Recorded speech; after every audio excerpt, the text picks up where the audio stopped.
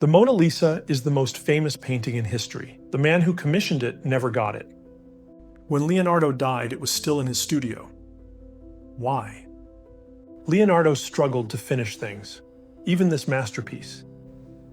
Stay with me. Researchers now understand why even the greatest creators in history struggled to finish their work.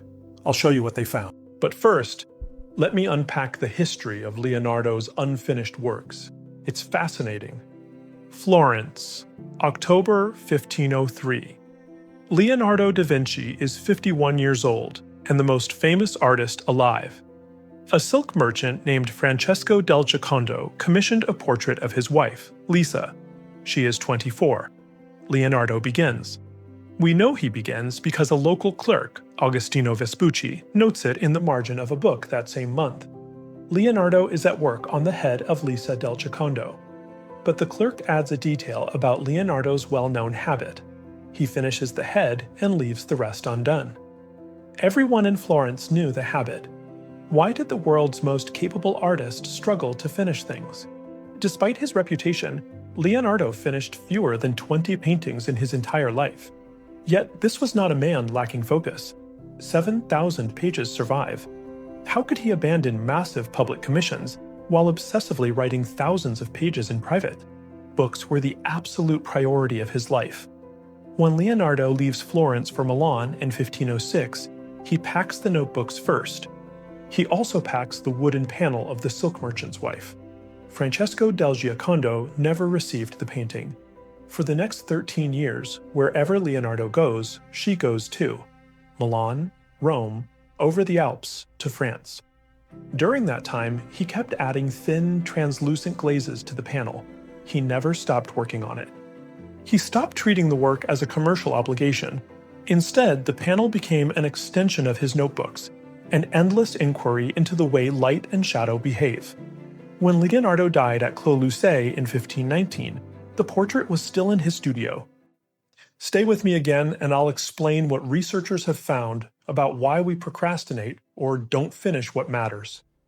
A meta-analysis involving over 35,000 adults redefines procrastination as a stress-contingent failure of self-regulation. This process relies on a finite pool of resources called ego depletion. Daily stressors, emails, minor decisions, drain this willpower battery. When low, and you face a complex task, the insular cortex registers that project as a literal emotional threat. To escape that discomfort, the brain pivots to trivial, low-priority tasks like organizing a desk or scrolling through a phone. These provide a cheap, immediate dopamine hit to temporarily repair your mood. This avoidance isn't laziness. It is a depleted brain prioritizing immediate emotional relief over long-term goals.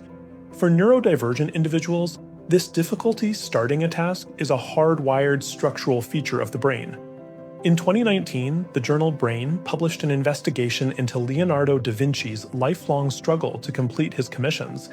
Historical accounts suggest Leonardo worked on the Mona Lisa intermittently for 16 years, keeping it in a chronic state of delay. Many of his advance paid commissions, like the Adoration of the Magi, were left as incomplete sketches, while his mind was hijacked by tangential scientific interests. This is often caused by the default mode network. In many brains with executive dysfunction, this mind-wandering network fails to quiet down during work, creating constant internal noise. Furthermore, lower baseline dopamine in the frontostriatal pathways means the brain's starting motor lacks the chemical spark required to initiate tasks that aren't immediately stimulating. Leonardo's profile shows that even a monumental intellect cannot always override a stuck starting motor. Without intense novelty or crises, which restarts the mood repair loop that caused the delay in the first place. By viewing unfinished projects through the lens of neurobiology rather than character, you can begin treating task paralysis as a chemical equation to be solved. Now that you know why you get stuck, you need the tool that overrides it. That's next. Since willpower is a biological battery that fails under stress, we have to stop relying on it. Instead, we can bypass that stress response entirely using a system designed to clear your mental RAM and triage your day, the Faster app. Step 1 is capturing the noise. Before you can plan your day, you have to offload all the mental baggage weighing you down. Unfinished obligations create open loops. These are commitments that constantly drain your attention by running quietly in the background of your mind. This screen shows the future tasks list. To close open loops, aggressively dump every nagging obligation into these 4 buckets: work, home, personal, and other.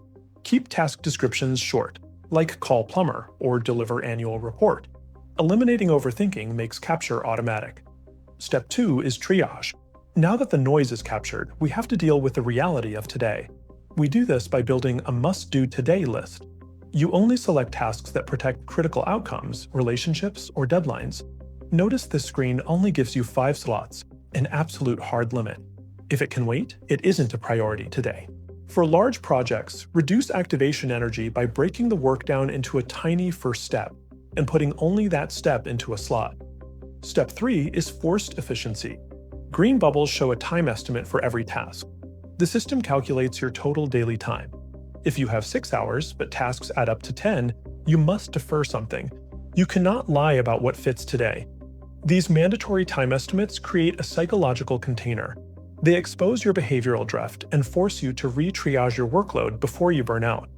Step 4 is execution. We take your chosen task and treat it like a patient in an active operating room. Entering this phase requires a hyper-focused mental state, where you deliberately shut out all external noise and surrounding distractions. Pick your most intimidating task, tap the focus button, and begin working immediately. This large countdown timer defines a boundary around your work, acting as a protective container for your attention. The rule of execution is absolute. You work strictly on this one task until the timer ends. Only use the pause button for true, unavoidable emergencies. This single tasking constraint stops perfectionism drift. It prevents you from jumping to another tab or bargaining with yourself midway through the work. Operating inside this container shifts you out of anxiety-driven multitasking, ensuring you actually complete what you started. When the work is done, you hit the Complete button on your focus screen. Checking off the task signals your brain that the loop is finally closed. This mechanical completion removes the low hum of anxiety that accompanies an unfinished obligation. The overwhelming, paralyzing feeling of disorganization smooths into a structured, clear path forward.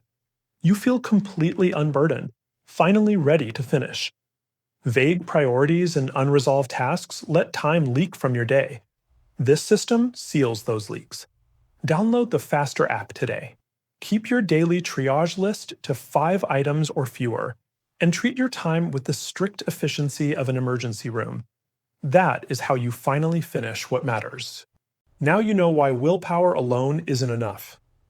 Next, how a simple timer makes you finish tasks faster.